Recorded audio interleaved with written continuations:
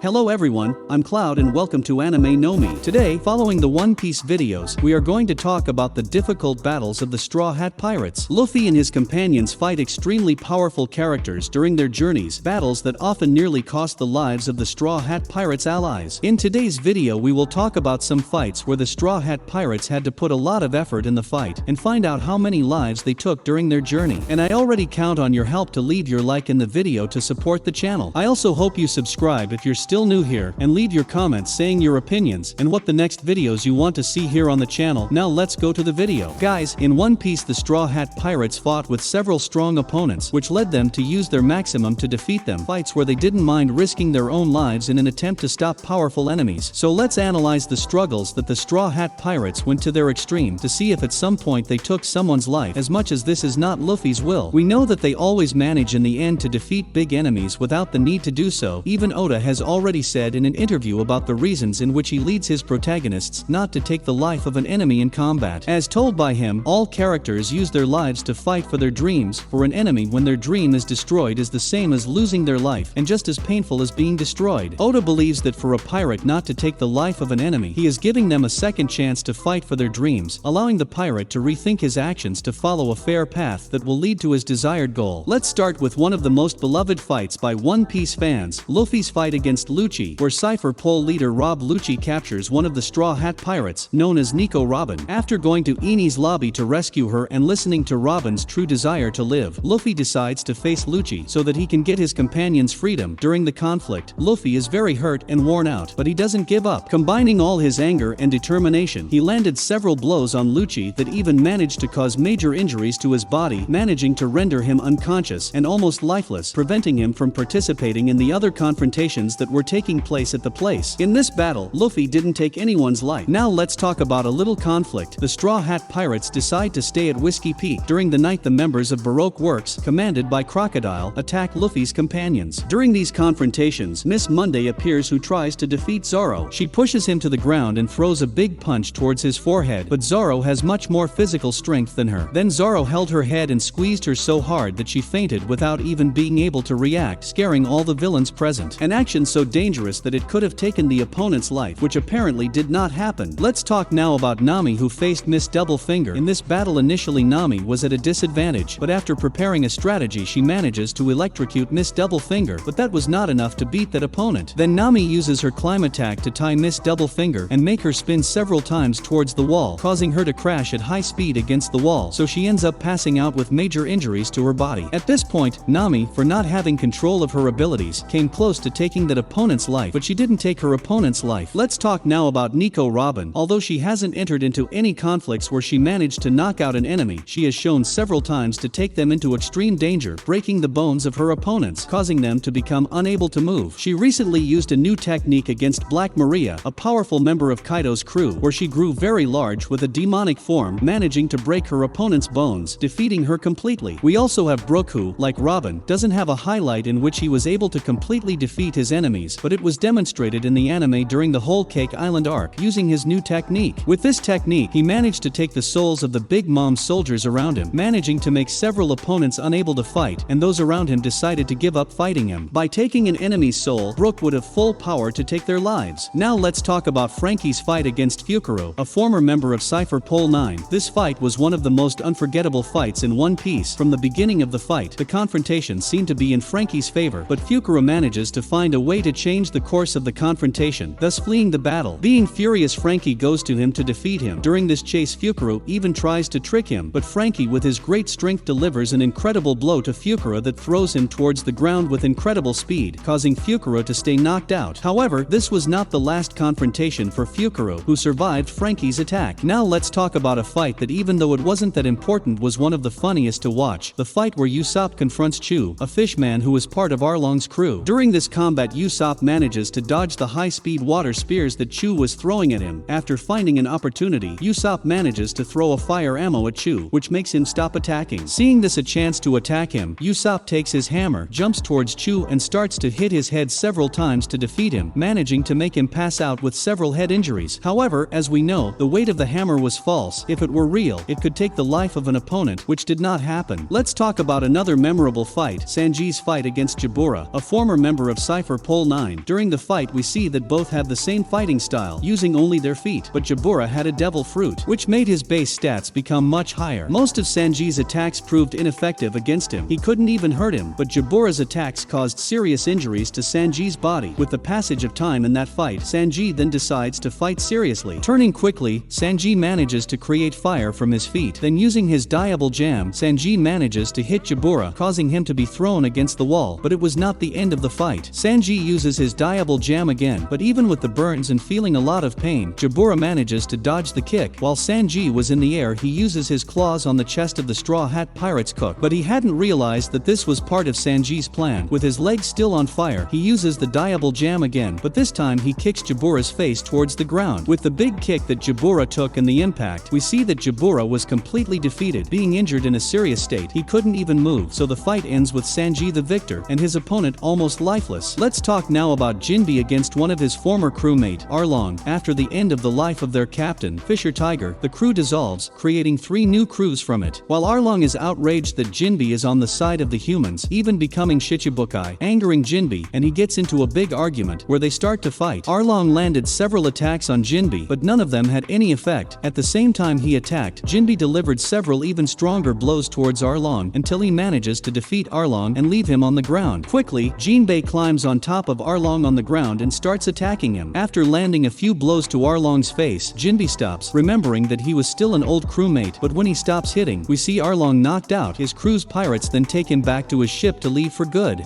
At that moment, we saw that Jinbe almost took Arlong's life out of his anger, but that didn't happen, and at the time he was not yet part of Luffy's crew. And now in the last fight that we are going to talk about today is Chopper against Kumadori, a former member of Cypher Pole 9. During the fight, Chopper is very injured due to his opponent's great skill. With no other choice, he decides to transform himself into Monster Point. Chopper assumes a gigantic and uncontrolled form, where even Kumadori was afraid of him. Chopper in a fit of rage begins to deliver several blows to Kumadori. Even though he was unconscious, he still kept hitting non-stop, almost actually taking Kumadori's life during this battle. As we saw in these battles, the Straw Hat Pirates at times even lost control, and thus almost took the lives of their opponents, but as we know they always hope that their enemies can change. The author of One Piece has already stated that he does not intend to make them take the lives of their opponents, at least not intentionally. After all, he prefers that they manage to stop him alive, thus giving his enemies the opportunity to change their way of acting, as happened with some characters that in certain parts of the story after being defeated by the Straw Hat Pirates, they even decide to help Luffy's companions, which may be for common interests or for just showing that they really want to change. This would be a proof that some enemies really can change. In the Great Fleet of the Straw Hats there are several old enemies. This shows that opponents really seek to change, unlike Doflamingo, who will probably never help Luffy under any circumstances. In the end, at all times, Luffy took the life of only a single opponent, and this happened in a movie, so it is not part of the official story of the manga. Oda never made one of Luffy's teammates take the life of an enemy. But now I want to know what you think about it. Do you know any other fights where the Straw Hats almost took the lives of their opponents? Which of the above fights did you most enjoy watching during the anime? Leave your opinion in the comments. Thanks to all of you for watching the video to the end. I hope you enjoyed the content and information in today's video. We hope that we will always continue together talking about the news of the anime and the manga, so comment your doubts, news, or what you think will happen in the anime in the future. Also comment on the new videos you want to see here on the channel. We'll see you again in the next video. I'll wait for you here. Bye.